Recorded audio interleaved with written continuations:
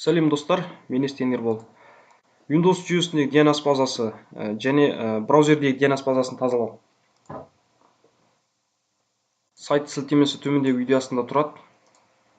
Компьютердағы Windows R немесе бұрынғы Start R қосып басамыз.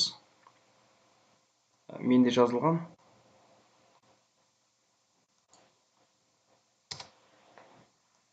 Қазір Windows жүйесіндегі DNS базасы тазаланды. Ал браузердегі көшіреміз. Бұл енді біз қолданған сайттардың IP адресі. Мінекей тазаланды.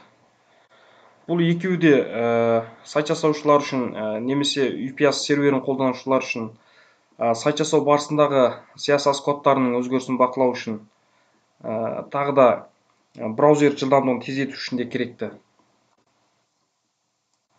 Жақсы достар, басқалармен бөлісеміз, каналға жазыламыз.